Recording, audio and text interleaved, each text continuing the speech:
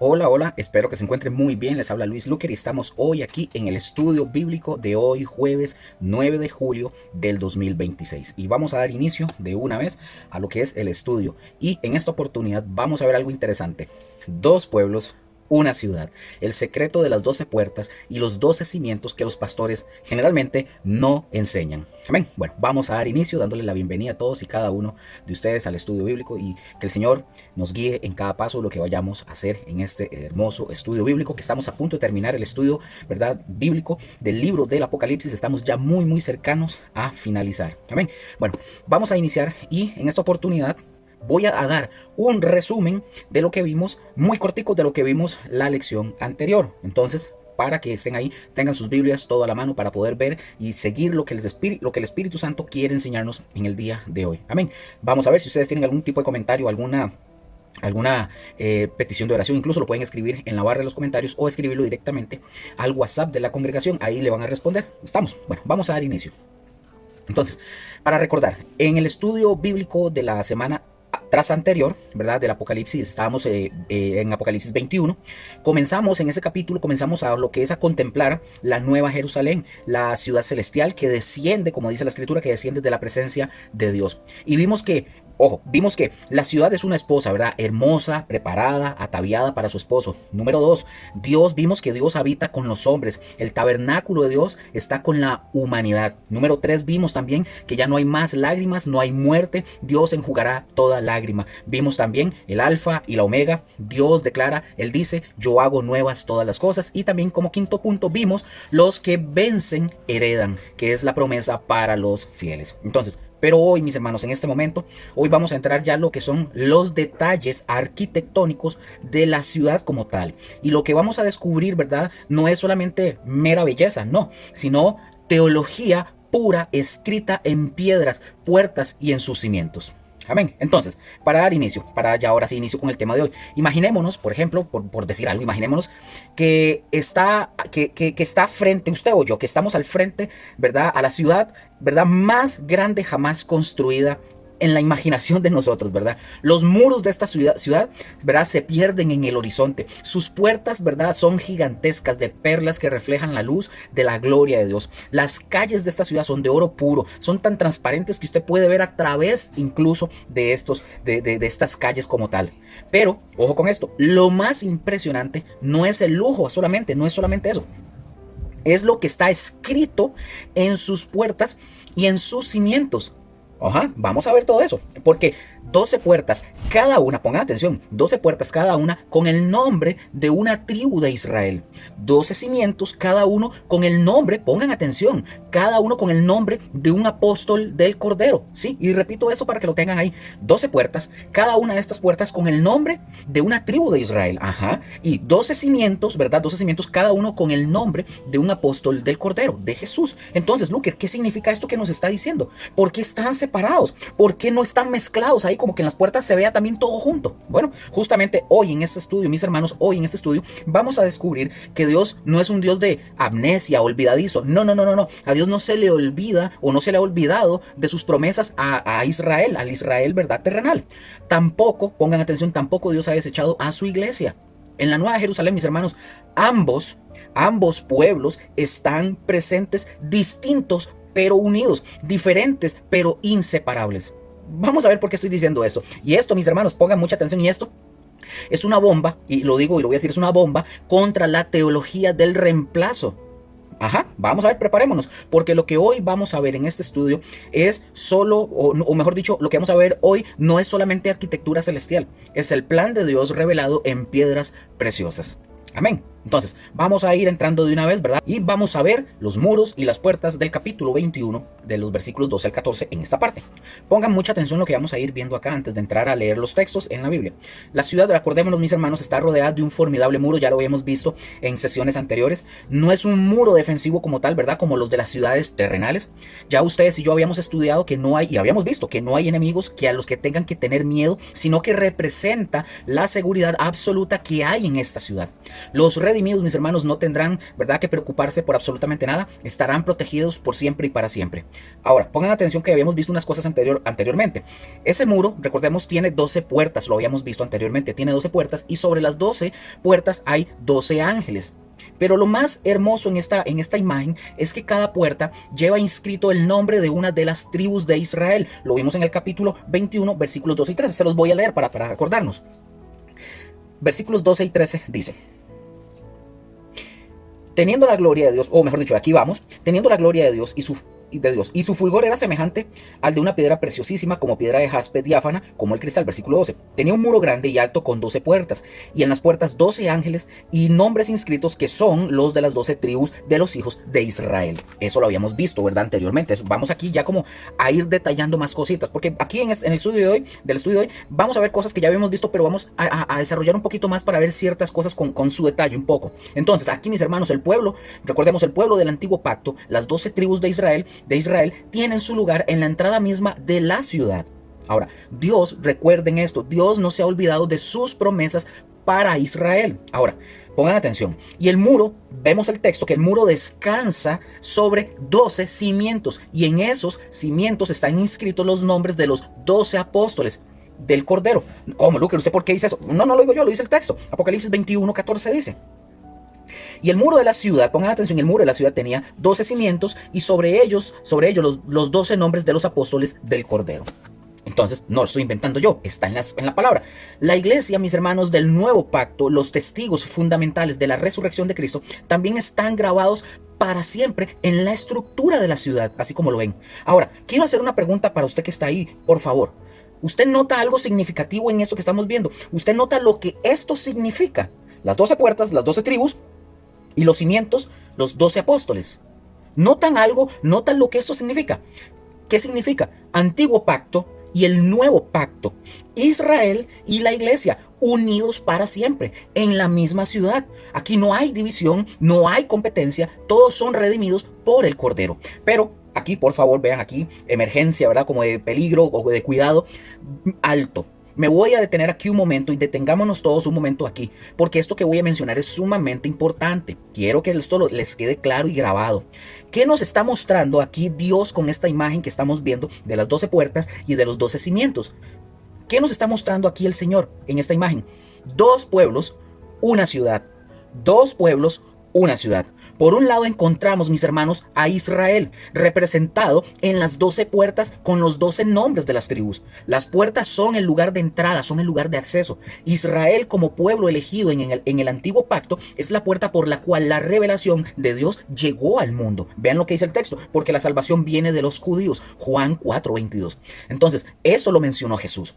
Las promesas de la ley, mis hermanos, los pactos, la adopción, la gloria, los patriarcas, todo eso pertenece a Israel. Vean Romanos capítulo 9, versículos 4 y 5.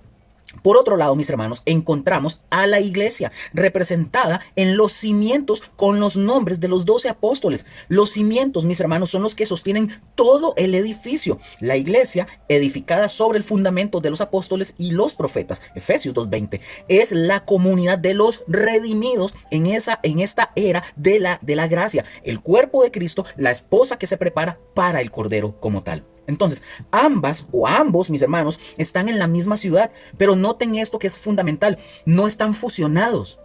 No, mis hermanos, sus nombres permanecen distintos. Las tribus siguen siendo tribus, los apóstoles siguen siendo apóstoles. Dios no ha borrado sus identidades para crear una masa amorfa, ¿verdad? Una masa amorfa de redimidos genéricos. No, mis hermanos, porque eso hay que tenerlo muy claro. Ahora, ahora alguien dirá, pero Luker, ¿qué nos está diciendo? ¿Qué nos enseña todo esto que usted nos está hablando? En primera instancia, mis hermanos, esto refuta de plano la teología del reemplazo o el supersesionismo. Así, la teología del reemplazo o el supersesionismo. Esta es la idea, mis hermanos, de que la iglesia ha reemplazado a Israel y que las promesas hechas hacia Israel ahora se cumplen en la iglesia y que Israel como pueblo ya no tiene un lugar especial en el plan de Dios. Quiero explicar esto del supersesionismo para que usted también lo tenga.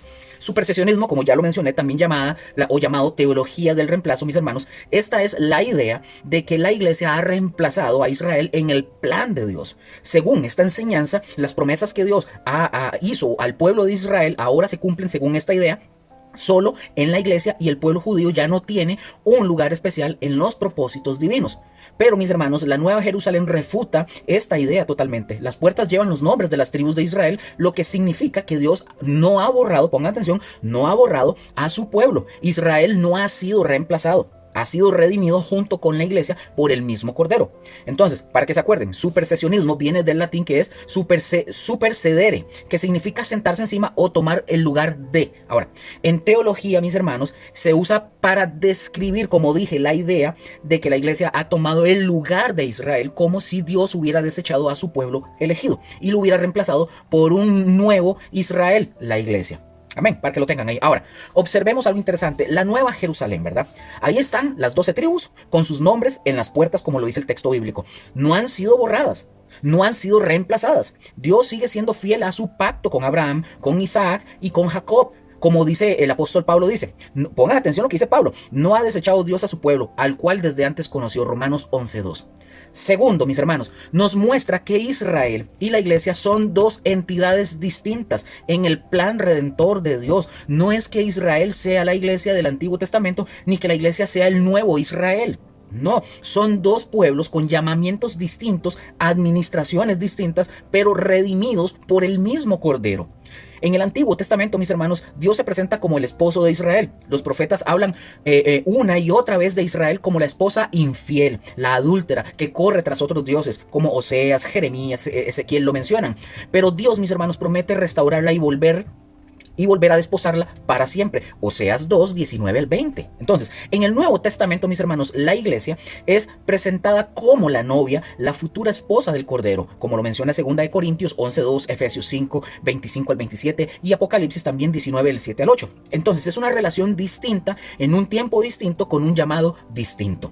Y en tercer lugar, mis hermanos, esto nos recuerda que la salvación siempre, pongan atención, nos recuerda que la salvación siempre ha sido por gracia, mediante la fe, tanto para Israel del antiguo pacto como para la iglesia en el nuevo pacto. Unos veían u observaban hacia adelante, ¿verdad?, al Mesías prometido. Otros observamos hacia atrás al Mesías cumplido. Pero todos, patriarcas, profetas, apóstoles, mártires, creyentes de todas las edades, son redimidos por la misma sangre del Cordero, por el mismo Jesús.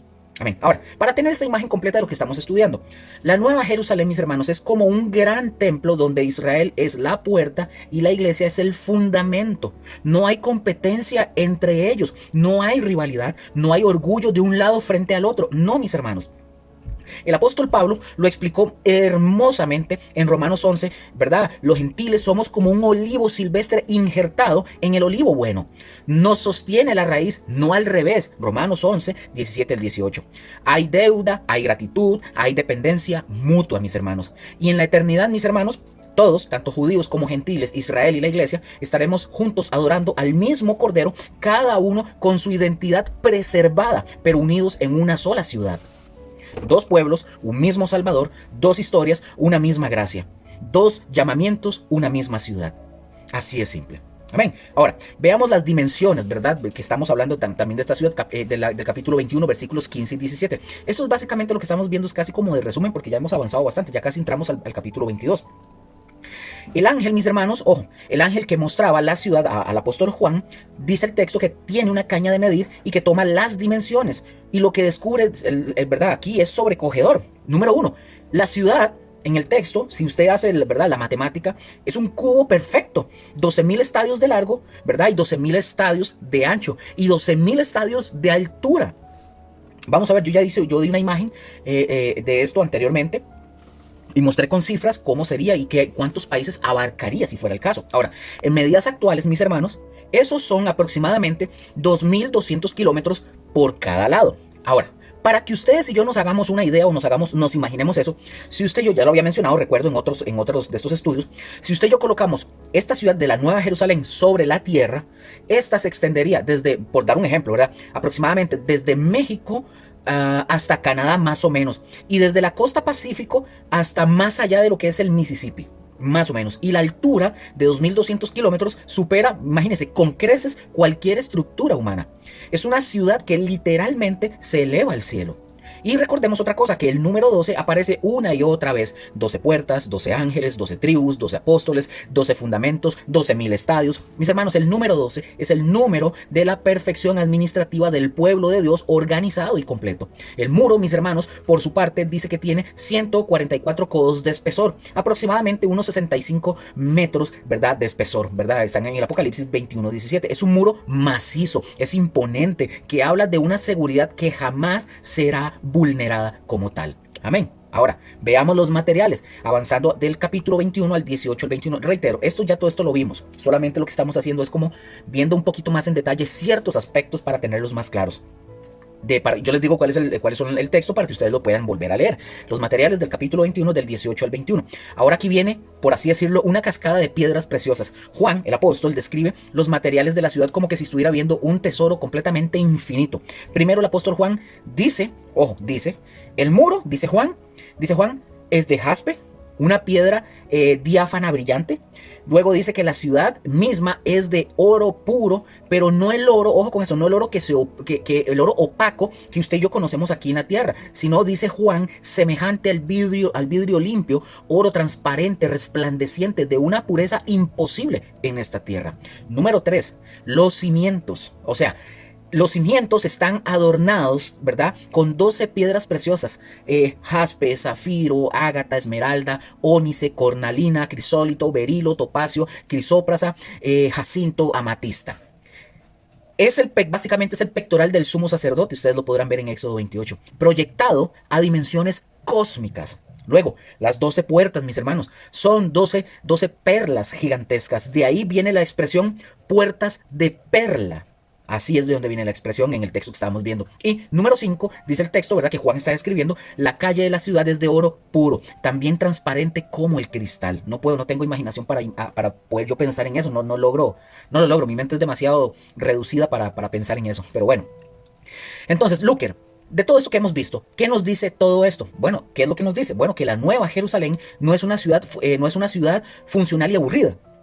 Es una ciudad de belleza explosiva donde cada material refleja la gloria de Dios desde un ángulo diferente. Es como que si Dios hubiera tomado todas las bellezas dispersas en la creación actual, el brillo de una gema, la pureza del oro, la transparencia del cristal, y las hubiera concentrado en un solo lugar. Así se vería esa idea en ese sentido, ¿verdad? Entonces sería algo interesante. Ahora, veamos el aspecto, en esto que estamos estudiando, el aspecto espiritual de Apocalipsis 21, del 22 al 27. Que repito, ya esto lo hemos visto. Simplemente lo que estoy haciendo es dando más detalles de lo que ya vimos para posteriormente ya entrar en lo que es el último capítulo, el capítulo 22. Y estaríamos finalizando en septiembre, Dios primero, por ahí del 17 de septiembre, si más no me equivoco. Espero, pronto les daré con más detalle, pero por ahí del 17 de septiembre ya finalizamos la última, por así decirlo, la última lección del estudio bíblico del libro del Apocalipsis, que posteriormente vamos a retomar con el siguiente, que sería el libro de Daniel como tal, para darle una continuidad con esto y amalgamar toda la cuestión profética y apocalíptica. Vamos a ver el aspecto espiritual, capítulo 21, 22, 27. Los versículos finales, mis hermanos, del capítulo 21, eso es básicamente como un resumen. Los versículos finales del capítulo 21, 22 al 27, presentan las características de la Nueva Jerusalén desde una perspectiva espiritual. Aquí lo importante ya no es lo que se ve, sino lo que significa como tal. Amén, vamos a verlo. Habíamos visto que ya no habrá más templo físico, lo vimos en el versículo 22. ¿Y para qué, Luker? Bueno, en el templo terrenal, mis hermanos, Dios habitaba simbólicamente en el lugar santísimo, ¿verdad? En la Nueva Jerusalén, Dios mismo, como ya lo vimos, y el Cordero son el templo. La presencia divina no está confinada, entiendan eso, la presencia de Dios, la presencia divina no está confinada a un edificio, porque Dios lo llena todo. Otro, no habrá necesidad de sol ni de luna, como lo habíamos visto en el versículo 23. Las lumbreras creadas, ¿verdad?, quedan obsoletas cuando la fuente misma, ¿verdad?, de luz está presente. La gloria de Dios ilumina la ciudad y el Cordero es la lámpara que derrama esa luz como tal. Otro punto que vimos también, que lo habíamos estudiado, las naciones que han sido salvas, es decir, los redimidos de todos los pueblos, traerán sus regalos, ¿verdad?, preciosos a la ciudad. Lo vimos en los versículos 24 y 26. Es una procesión eterna de adoración y de ofrenda. Y vimos también las puertas de la ciudad, ¿verdad? Que nunca se cerrarán. En el versículo 25. No hay noche, no hay peligro, no hay amenaza. La seguridad es absoluta y es permanente. Solamente, y el otro punto ya, solamente los redimidos tendrán acceso. Lo vimos en el versículo 27. Ninguna cosa inmunda, mis hermanos, ninguna cosa inmunda. O sea, ninguna práctica abominable, ninguna mentira estará o entrará en ese lugar. Nada, mis hermanos. Únicamente y solamente entrarán aquellos cuyos nombres están inscritos en el libro de la vida del Cordero, como dije, como lo vimos en el versículo 27. Amén. Entonces, por lo tanto, con todo esto que hemos visto, para ya casi ir cerrando el capítulo 21, que esto es todo un resumen que estamos viendo. En resumen, mis hermanos, es completamente indiscutible que la Nueva Jerusalén exhibirá una gloria jamás soñada por el ser humano. Ninguna ciudad terrenal, por más hermosa que haya sido, ¿verdad? Babilonia con sus jardines, ¿verdad? Colgantes, Atenas con su arte, Roma con su poder, ninguna de estas, ninguna, puede compararse ni remotamente con lo que Dios ha preparado. Nada puede compararse. Pero hay un detalle que usted y yo no podemos olvidar. Toda esa gloria, toda esa hermosura y toda esa belleza, toda esa seguridad, toda esa luz es solo para los redimidos. No es para todo el mundo. No es automática y tampoco es universal. Triste, pero es cierto. El requisito, mis hermanos, sí, porque tiene requisito. El requisito para la entrada a la ciudad santa sigue siendo el mismo que siempre ha sido. La fe en el único Salvador de los hombres, Jesucristo, el Mesías, el Cordero que fue inmolado. Es el único. La fe en el único Señor Dios Todopoderoso, el Salvador de los hombres, Jesucristo, nuestro Señor. Solo por Él. El Cordero, mis hermanos, que es el templo, que es la luz, que es el centro de todo, es también la puerta. El que entra por Él se salva, como lo dice Juan 10:9. El que rechaza o el que lo rechaza, el que rechaza a Jesús, tristemente lo tengo que decir, se quedará fuera. No lo digo, ajajaja, no, tristemente. Quien lo rechace quedará por fuera. Entonces, que esta visión, mis hermanos, que esta visión de la Nueva Jerusalén no sea solamente información para nuestra mente, que no sea información o para que nos hagamos imágenes y que una película, no, sino que sea una motivación para su fe y para mi fe. Vale la pena esperar, mis hermanos, vale la pena preservar, vale la pena creer y esforzarse por el reino de Dios, vale la pena. Entonces, mis hermanos, entramos a las bendiciones del estado eterno, ¿verdad? Aquí entramos ahora al capítulo, aquí ya vamos a entrar todo lo que es, aquí voy a dar un resumen, ya casi entramos a lo que es el versículo como tal. Acabo de darles todo un resumen de lo que vimos en el capítulo 21. Pero aquí vamos a entrar, como acabo de decir, a las bendiciones del estado eterno del capítulo 22 y vamos a verlo desde ya. Pero primero voy a hacer una introducción de varias cositas para que usted lo tenga ahí a la mano. Vean, la descripción de las características internas de la Nueva Jerusalén no termina, quiero que entiendan, no termina en el capítulo 21. Se prolonga como un hermoso río que sigue o que continúa fluyendo hacia o hasta Apocalipsis 22 del 1 al 5. Ahí el apóstol Juan nos enseña a nosotros, o nos mostrará más detalles de la vida eterna en la ciudad santa. El río, ojo, el río de agua de vida, el árbol de la vida con sus 12 frutos y el rostro de Dios que sus siervos verán cara a cara. Ahora, pero después de esa visión gloriosa, mis hermanos, el tono del libro cambia. Pongan atención, el tono del libro cambia. El apóstol Juan registra una serie de exhortaciones directas de parte del Señor Jesucristo. Lo vamos a ver más adelante en los versículos del 6 al 17 y los vamos a ir viendo. Ya no es, pongan atención, ya no es solamente descripción, es aplicación. Es el mismo Señor Jesús hablándole a su iglesia, a los que están esperando su venida. Entonces, veamos algunas advertencias finales que menciona, por ejemplo, esto, repito, ya ahorita entramos a ver ya versículo y todo eso, pero vamos a ir viendo unos detallitos aquí. Vamos a ver algunas advertencias finales del capítulo 22, 18 y 21. Esto es como un preludio para lo que viene más adelante. Vienen varias llamadas de atención en esto, cuando acabo de mencionar, como del versículo 18 al 21, vienen varias llamadas de atención graves, solemnes, respecto al peligro de torcer o desviarse de las enseñanzas de las profecías del libro del Apocalipsis. Este libro, mis hermanos, no es un libro cualquiera, es palabra de Dios, y Dios no toma en broma o a la ligera que alguien, ustedes o yo, añadamos o quitemos de lo que Él ha revelado en su palabra. Pero pongan atención, pero en medio de todas estas advertencias, ¿verdad? Por así decirlo, como un destello de gracia, aparece una invitación compasiva. Una voz que seguramente el Espíritu Santo y la esposa claman y dice, el que tiene sed, venga. Y el que quiera, tome del agua de la vida gratuitamente. Eso está en el capítulo 22, versículo 17. Entonces, observemos esta invitación de ¿verdad? Agua para el sediente, del sediento. Notemos algo interesante, algo muy interesante. Note bien esta invitación. No es para los que merecen, ojo, no es para los que merecen, no es para los que han vivido perfectamente, es para el que tiene sed, para el que tiene sed. Ahora, pregunta, Luque, ¿qué es esa sed? Esa sed, mis hermanos, es el reconocimiento profundo de que algo falta. Es la conciencia de que esta vida, con todos sus placeres y logros, no puede saciar el alma. Es el anhelo de Dios que todo, ojo, es el anhelo de Dios que todo ser humano lleve grabado en lo más profundo de su ser, aunque muchos intenten ahogarlo con distracciones. El agua, mis hermanos, el agua de la vida que se le ofrece a la persona, simboliza el regalo de la salvación. No es un logro humano, mis hermanos, no es un logro humano, no es una recompensa por méritos, no es un premio para los más esforzados, no, es un regalo, es gratuito, sin costo alguno. Está al alcance de todo el que reconoce que tiene sed y que extiende la mano para recibirlo.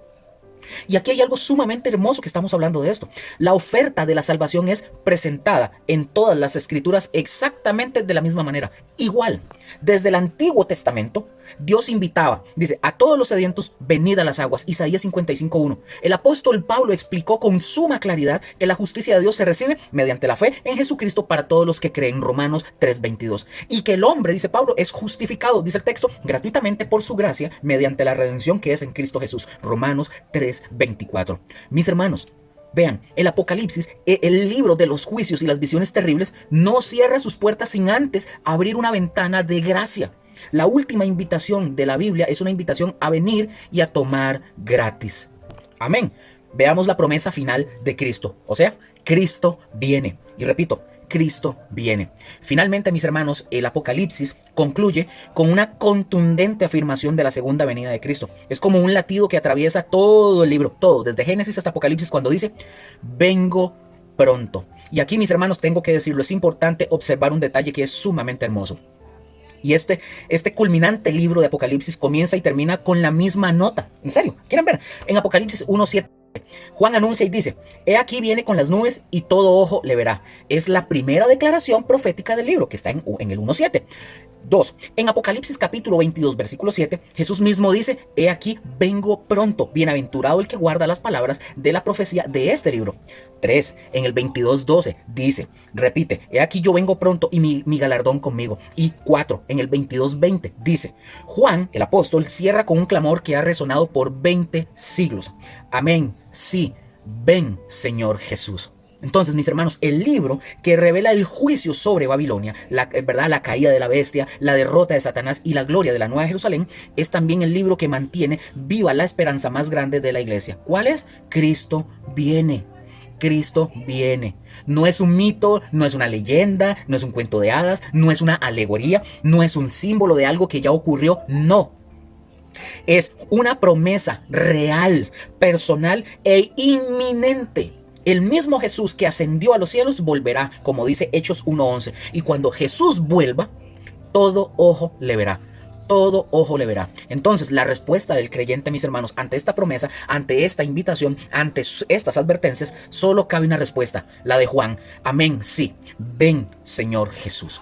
No es, pongan atención, no es una resignación, no es un bueno, si tiene que pasar que pase, no, es un anhelo profundo, un deseo ardiente, una oración que brota del corazón de los que aman la venida del Señor. Segunda de Timoteo 4:8. Entonces, mientras ustedes y yo esperamos, o mientras esperamos, por así decirlo, la invitación sigue abierta. Repito esto, y mientras esperamos, la invitación para usted sigue abierta. El Espíritu y la esposa siguen diciendo, ven, ven, ven.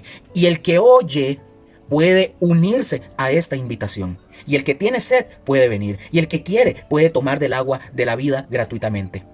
El que quiere. La Biblia, mis hermanos, cierra con una puerta abierta. La última palabra no es juicio, sino gracia. La última palabra no es exclusión, sino invitación. La última palabra no es demasiado tarde, sino ven. Amén. Mis hermanos, ahora sí, vamos a arrancar. Apocalipsis capítulo 22, versículo 1, para ahora sí iniciar el capítulo final de este hermoso estudio que ya lo hemos prolongado creo que por 1 o 2 años, no recuerdo muy bien, pero vamos a ver el primer texto ahora sí, para arrancar. Ya vimos todo el resumen del capítulo 21, todos ya les di un buen resumen de lo que vimos, de todo, con detalles y todo. Y aquí ya les di un resumen de lo que vamos a ver más o menos en este hermoso capítulo 22. Y aquí vamos a dar inicio al capítulo 1 al versículo 1 del capítulo 22. Amén. Iniciemos. Dice el texto: después me mostró un río limpio de agua de vida, resplandeciente como un cristal, que salía del trono de Dios y del Cordero. Ojo lo que dice, repito. Después me mostró un río limpio de agua de vida, resplandeciente como cristal, que salía del trono de Dios y del Cordero. El apóstol Juan, mis hermanos, continúa su descripción, ¿verdad?, de la Nueva Jerusalén, y ahora su atención se dirige a algo que fluye desde el corazón mismo de la ciudad: un río. Ojo con esto. Este no es un río cualquiera, mis hermanos. Este no es el Tiribí. No es de ninguno de los de aquí, de ninguna parte. Esto no es un río cualquiera. Es limpio de agua de vida. En el griego, mis hermanos, esta expresión o toda esta frase es catarón, potamón, datos, soes. Esto, mis hermanos, es un río puro, limpio, de agua que tiene vida en sí misma.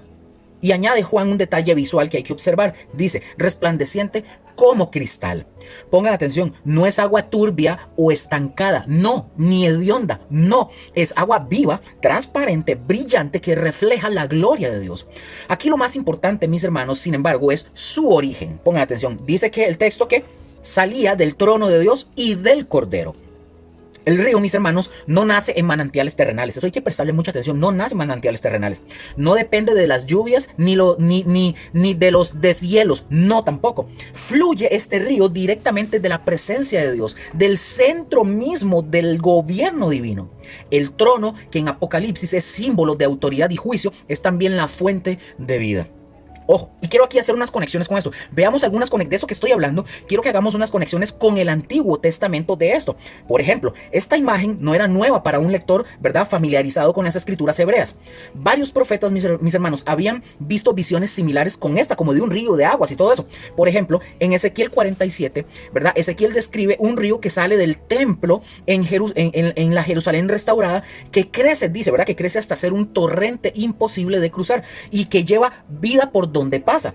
A sus orillas, ¿verdad?, crece, como decía el de Ezequiel 47, que a sus orillas crecen árboles frutales que dan fruto cada mes y que sus hojas sirven para medicina. Ustedes lo pueden encontrar en Ezequiel 47 del versículo 1 y al versículo 2, ahí lo pueden leer.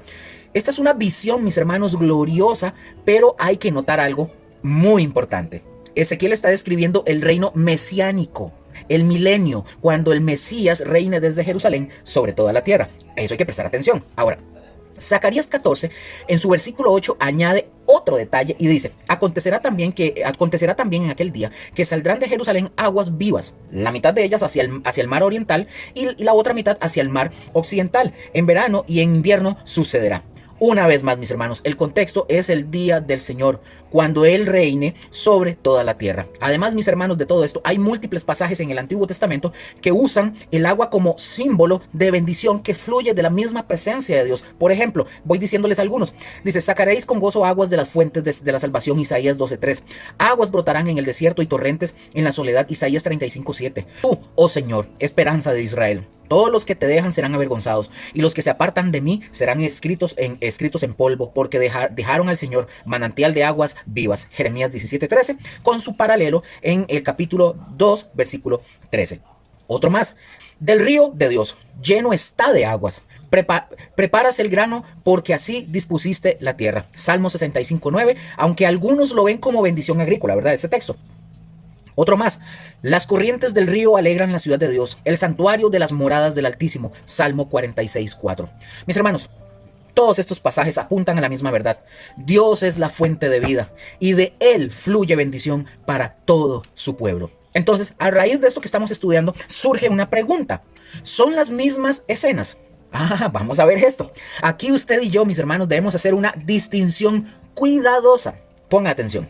Ezequiel y Zacarías se refieren a escenas relacionadas con el reino mesiánico, es decir, el milenio, los 1000 años.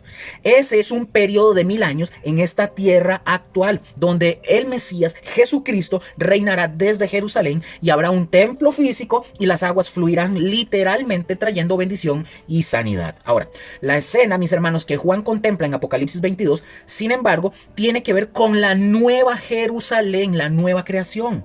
No es la tierra antigua renovada, no, sino una creación completamente nueva. El río que el apóstol Juan está observando no está en el milenio, sino en la eternidad. Entonces surge la pregunta, Luker, ¿hay alguna relación con esto? Por supuesto que sí. Ambas visiones usan el mismo simbolismo porque ambas proceden del mismo Dios, pero no son idénticas. Lo del milenio es un anticipo, una muestra, una promesa en tierra todavía sujeta a ciertas limitaciones. La de Apocalipsis capítulo 22 es la realidad final, plena, eterna, sin sombra de decadencia. Así es simple. Amén. Entonces, hermanos, veamos, el ángel guía. Ahora, el ángel, hablando del ángel que está ahí con Juan, ¿verdad? El ángel que guía al apóstol Juan en el capítulo 22 es probablemente el mismo que aparece en el capítulo 21, versículo 9. Aquel que le mostró a la novia, a la esposa del cordero, etc. Ahora le muestra el río. Es como que si el mismo mensajero celestial fuera como desvelando progresivamente, ¿verdad?, las glorias de la ciudad santa. Pareciera, ¿verdad? Como que si fuera así. Entonces, y noten ustedes cómo el río se conecta con otras declaraciones del Apocalipsis. Por ejemplo, en el capítulo 21, versículo 6, Dios dijo, al que tuviera sed, yo le daré gratuitamente de la fuente del agua de la vida. Y ahora, en el capítulo 22, versículo 17, más adelante lo vamos a ver, el espíritu y la esposa invitarán, dice, el que tiene sed, venga, y el que quiera tome del agua de la vida gratuitamente. El río, mis hermanos, no es solo un adorno paisajístico, es la materialización simbólica de esa promesa. La fuente de la que se hablaba, ¿verdad? De la fuente de la que se hablaba, ahora fluye como un río. La sed de los redimidos será saciada por toda la eternidad. Entonces, aquí en este punto quiero mostrarles que hay una conexión interesante. Vamos a ver una conexión incluso con el Edén para que veamos esto.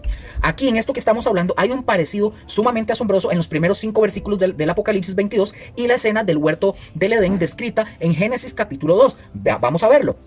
En Génesis nosotros leemos lo siguiente y dice, y salía de Edén un río para regar el huerto, y de ahí se repartía en 4 brazos. El nombre de uno era Pisón, este es el que rodea toda la tierra de Ávila, donde hay oro, y el oro de aquella tierra es bueno, y allí también bedelio y ónice. Génesis 2 del 10 al 12. Pongan mucha atención a esto.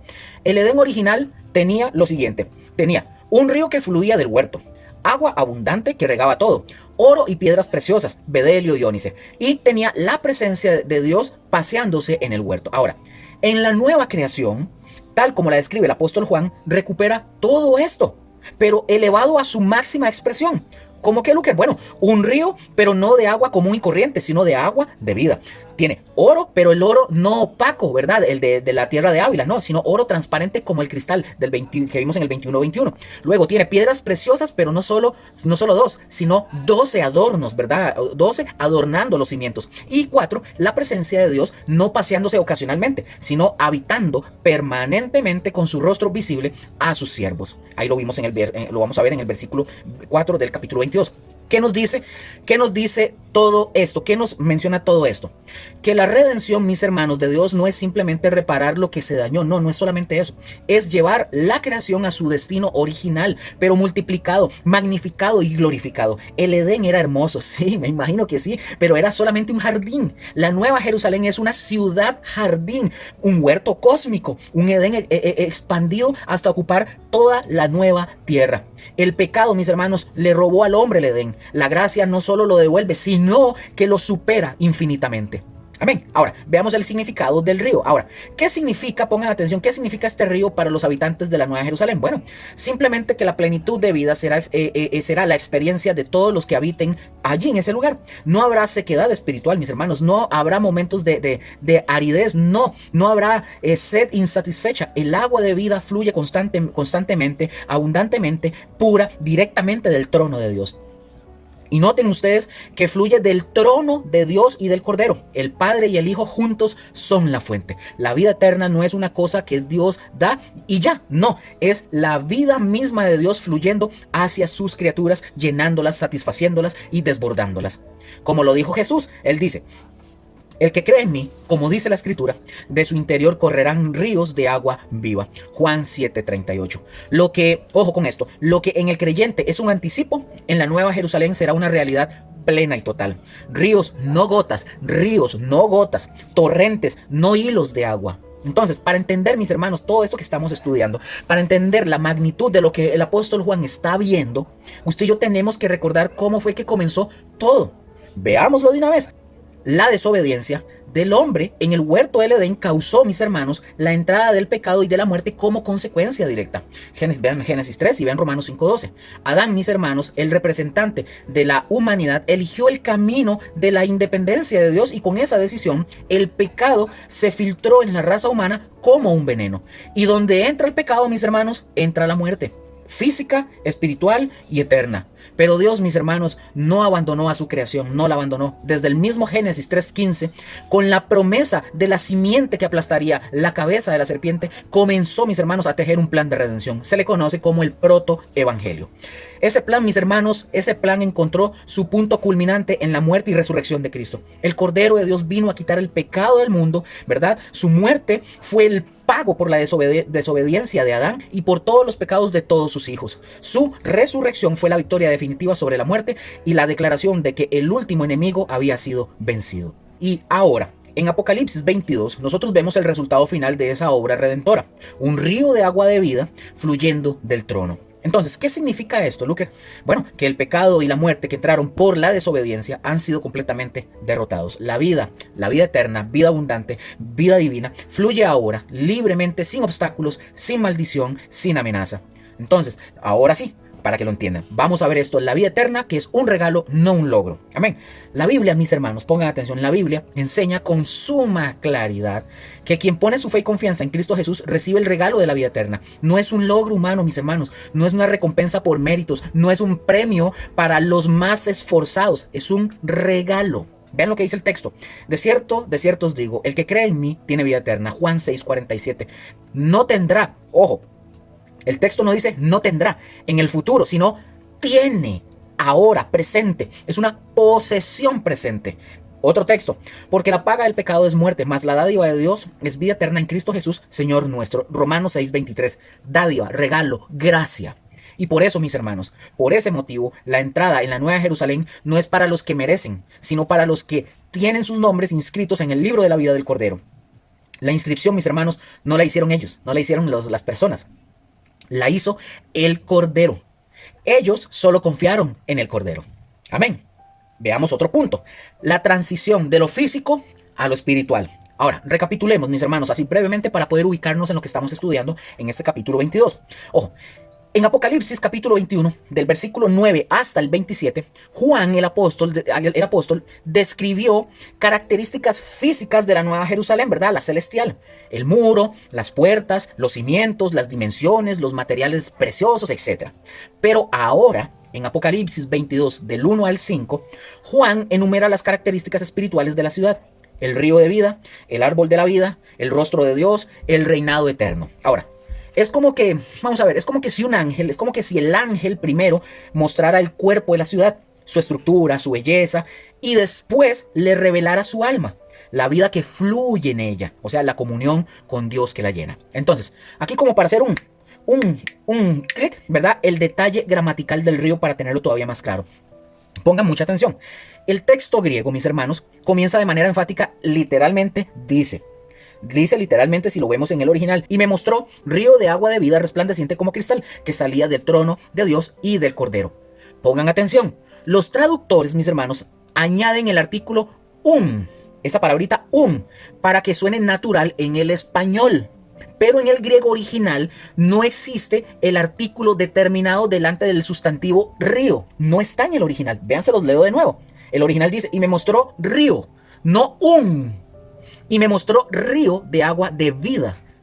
Otra vez, no dice el río, no, como que si fuera algo ya mencionado, sino que dice simplemente río, me mostró río, como se los acabo de decir, y me mostró río, así, río nada más, y solamente dice río, como diciendo: Juan, me mostró algo asombroso, río río de agua de vida.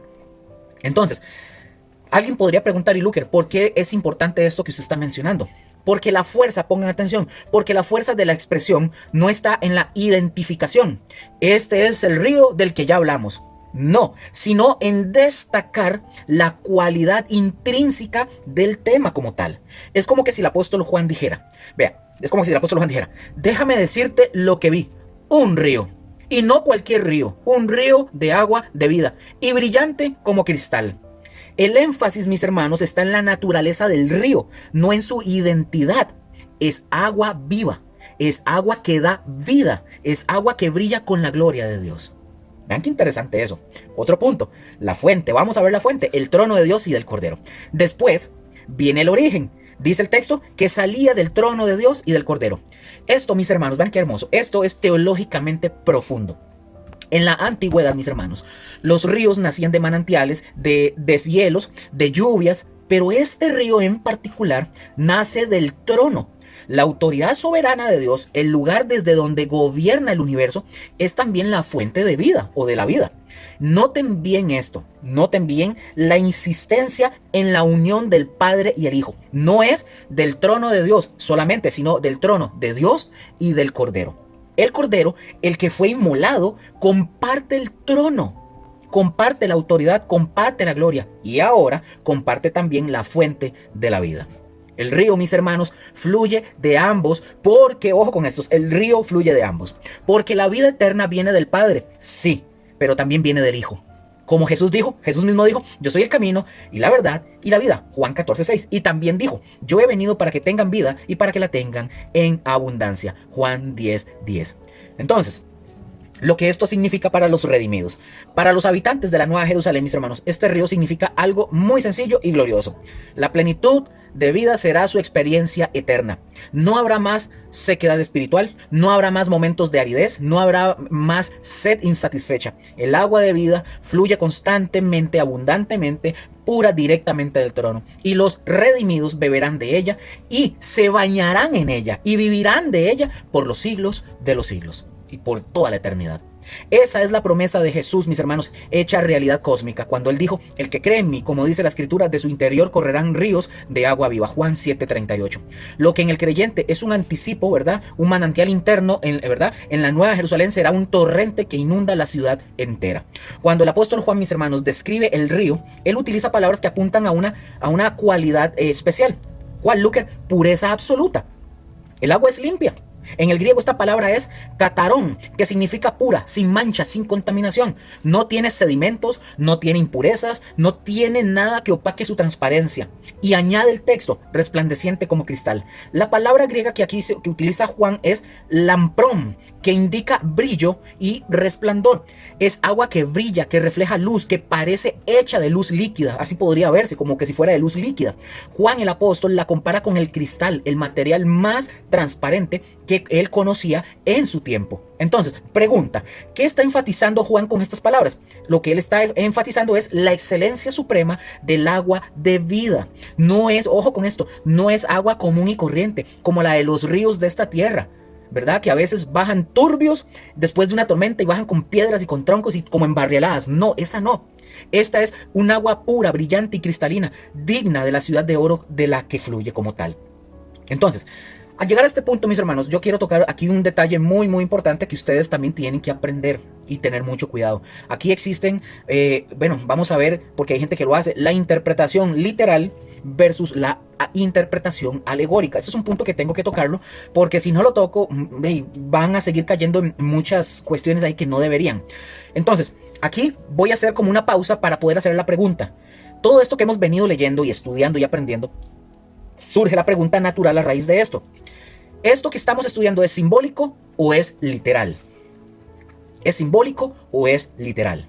Porque de la respuesta que usted quiera dar, usted va a tener que dar un fundamento bastante sólido para sostener cualquiera de las dos. Yo les voy a ir respondiendo. No existe, mis hermanos, para la pregunta, ¿verdad? ¿Que es esto simbólico literal de lo que venimos estudiando? No existe razón exegética para alegorizar estos versículos. El contexto de Apocalipsis 21 y el capítulo 22 ha estado describiendo la Nueva Jerusalén en términos muy concretos: muros medibles, puertas con nombres, cimientos con piedras preciosas, dimensiones específicas, etcétera, etcétera. El apóstol Juan no está dando señales de que ahora de repente todo se vuelva una metáfora, en ningún momento. El texto, mis hermanos, es claro. El texto habla de agua literal que fluye del trono literal de Dios y del Cordero, en una ciudad literal que Juan ha estado describiendo con lujo y con todo lujo y de detalle. Por ejemplo, para hablar de un gran expositor de la pasada generación llamado J.A. Seiss, se escribe 6, ¿verdad? Pero debe ser Cis, J.A. Seiss. Él lo expresa de esta manera, de una forma muy hermosa. Leo textualmente lo que él dijo. Abro cita de lo que dijo J.A. Seiss en su comentario. Él dice, leo textualmente lo que él dijo. Él pone y dice: las aguas son aguas literales, de una naturaleza y calidad pertenecientes a la ciudad de oro a la que pertenecen. El hombre en la tierra nunca conoció aguas semejantes, como tampoco los hombres en la tierra nunca conocieron una ciudad semejante.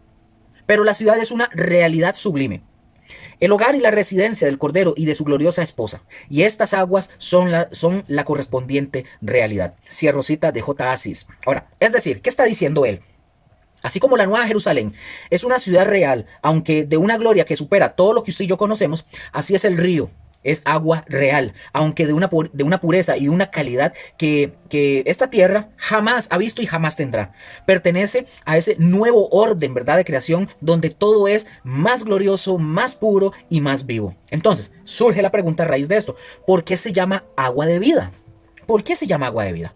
Nuevamente, mis hermanos, el agua de vida recibe ese nombre por dos razones. Número uno, la primera, por su origen, simple y llanamente por su origen. Procede del mismo trono de Dios y del Cordero. No es agua creada independientemente. Fluye de la presencia misma del Dios viviente y por eso lleva en sí misma la calidad de vida que proviene de Dios. Y en segunda instancia, por su efecto, produce y sostiene la vida eterna en quienes la beben. En Apocalipsis 7, versículo 17, ya lo habíamos mencionado, dice el texto: porque el Cordero que está en medio del trono los pastoreará y los guiará a fuentes de aguas de vida. Ahora, mis hermanos, esa promesa se cumple en forma de río como tal.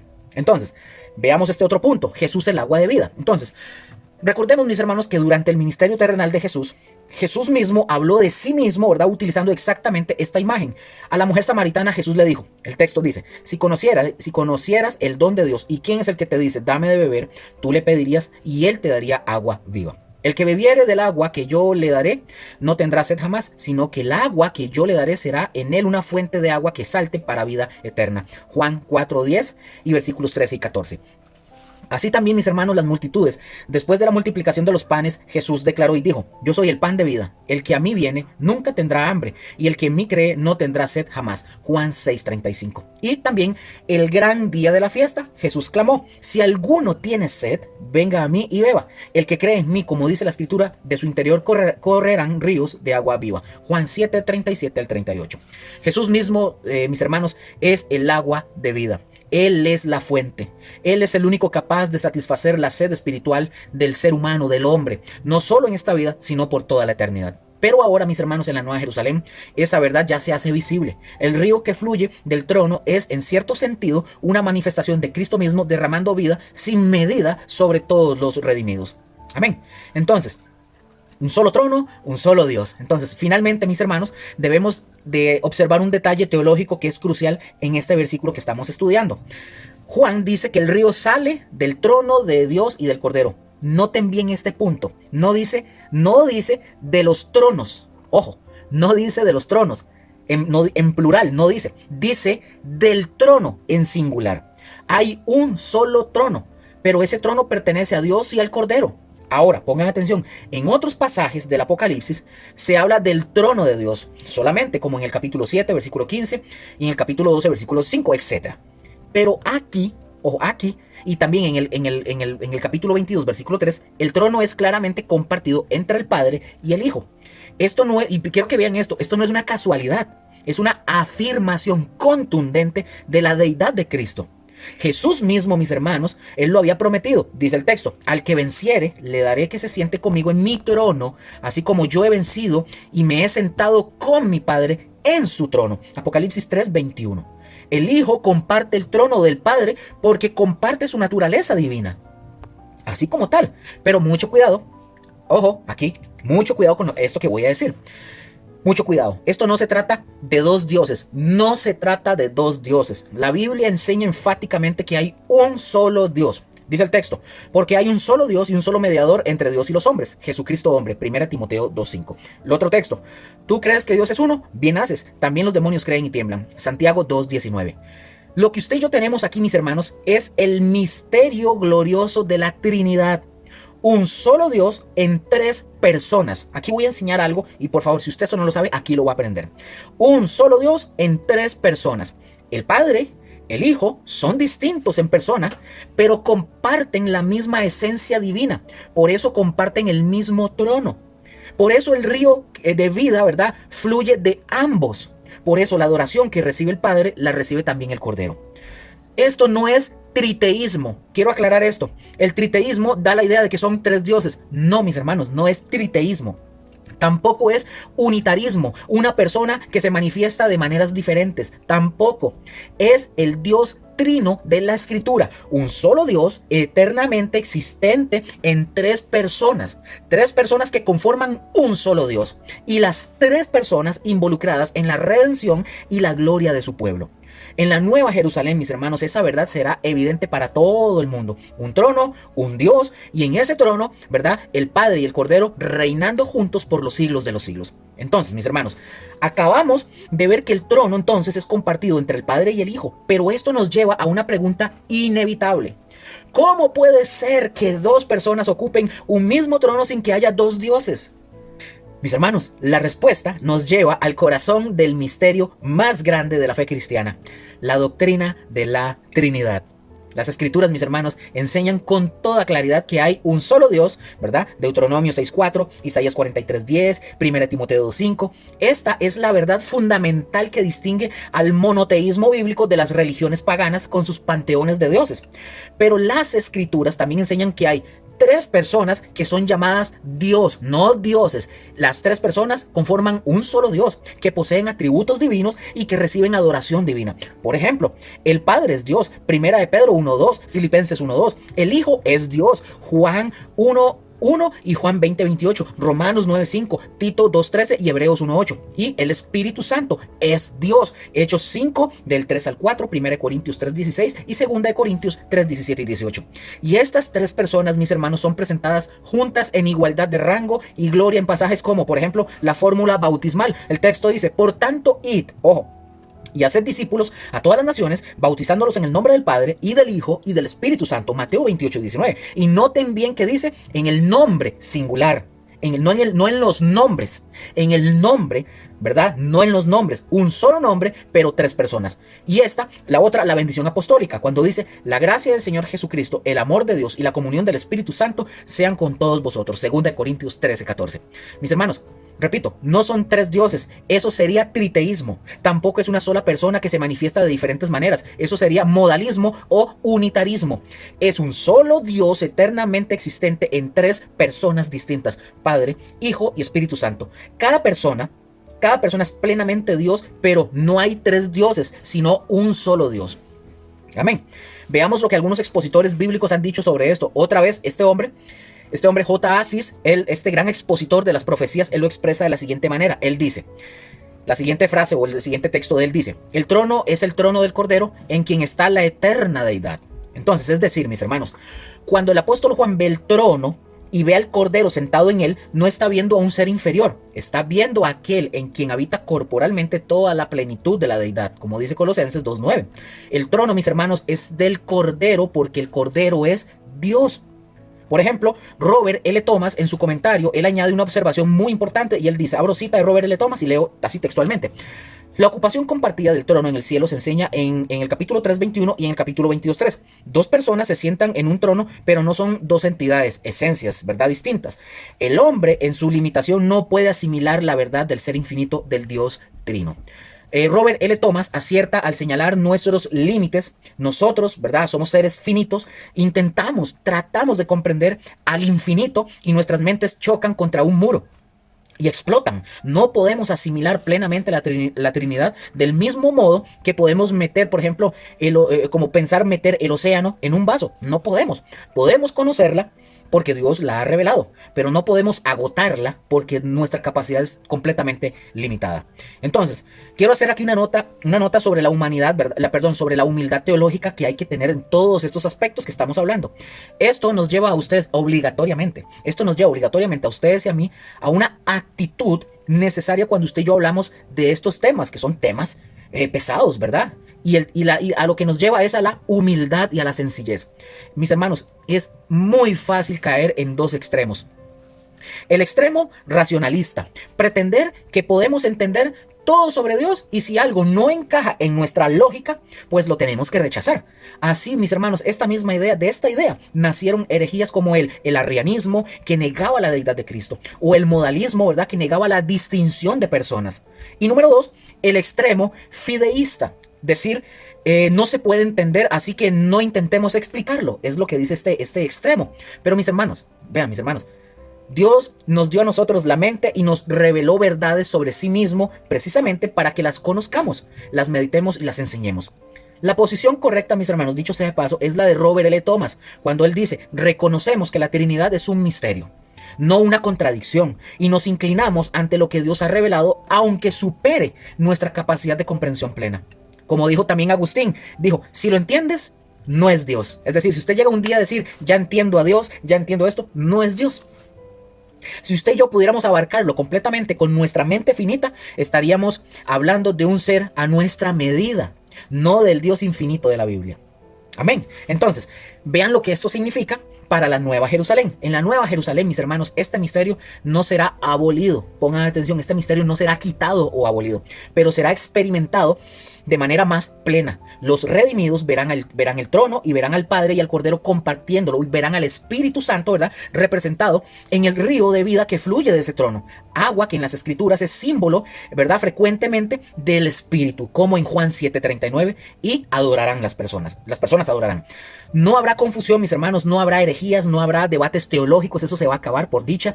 Habrá adoración pura al Dios Trino por los siglos de los siglos. Entonces, mis hermanos, para ir cerrando, mientras tanto aquí en esta tierra, aquí y ahora, usted y yo nos aferramos a lo revelado, a lo que tenemos y lo que podemos comprender y que Dios lo permite.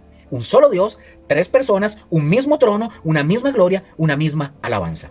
Amén. Bueno, mis hermanos, para cerrar, aquí hoy, el día de hoy, hemos visto la ciudad. Hemos caminado por las calles de oro, aunque sea en nuestra imaginación. Hemos tocado, aunque sea en la imaginación, los muros de jaspe. Hemos leído los nombres en sus puertas y en sus cimientos. Y lo que descubrimos hoy es algo sumamente glorioso. Dios no reemplaza.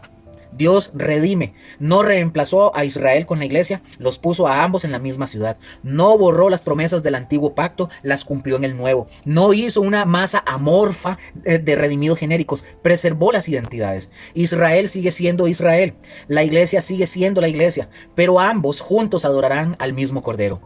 Entonces, este punto debería hacernos a nosotros reflexionar.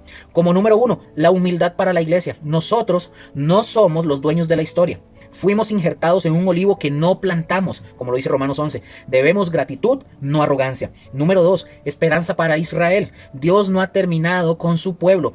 Un remanente creerá y estará en la ciudad. Y número 3, unidad en la adversidad. En el cielo, mis hermanos, no habrá divisiones denominacionales. No habrá bautistas, contrapentecostales, ni nada por el estilo. Habrá redimidos, mis hermanos, de todo pueblo, tribu, lengua y nación, adorando juntos al Cordero. Y todo esto, mis hermanos, no por méritos humanos nuestros, sino por la sangre del Cordero de Jesucristo. Pero hoy, mis hermanos, hay una pregunta también que usted y yo tenemos que hacernos mientras estamos contemplando estas puertas abiertas y estos cimientos. Y le pregunto a usted, y lo voy a hacer como en general, ¿mi nombre está escrito en algún lugar de esa ciudad? Porque los nombres en las puertas son de las tribus de Israel. Los nombres en los cimientos son de los apóstoles. Pero hay otro libro donde se escriben los nombres de los redimidos, el libro de la vida del Cordero, como lo vimos en el 21-27. Ese libro, mis hermanos, pongan atención, ese libro no se llena con linaje, ni con obras, ni con religión. Se llena con la sangre de Jesús. Como dice el texto, como dice, el que cree en el Hijo tiene vida eterna. Juan 3:36. No tendrá en el futuro, tiene ahora. Si usted, mis hermanos, si usted, amigo o amiga, si usted nunca ha confiado en Cristo, hoy usted puede hacerlo.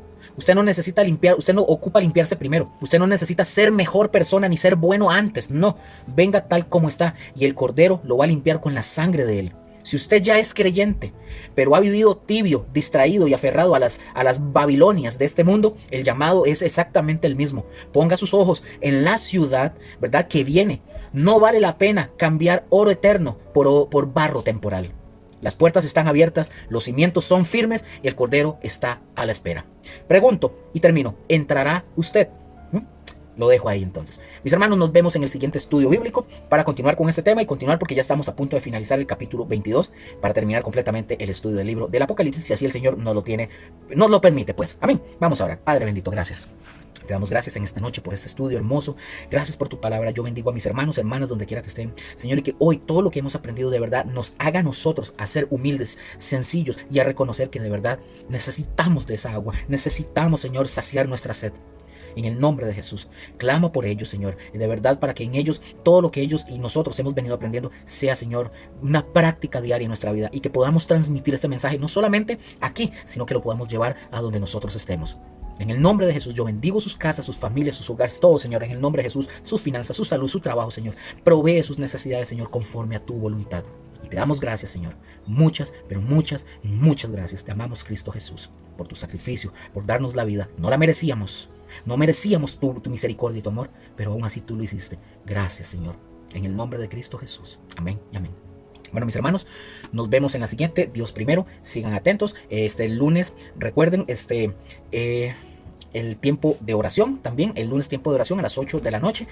Pueden escribir sus peticiones. Luego jueves y domingo tenemos reunión, ¿verdad? Sea presencial o sea virtual. Igual se va a estar comunicando para que si es presencial puedan ustedes, al que tenga deseo de visitarnos y compartir con nosotros. Señor me los continúe bendiciendo. Nos vemos y échenle ganas. Los amamos un montón. Bendiciones. Bye bye.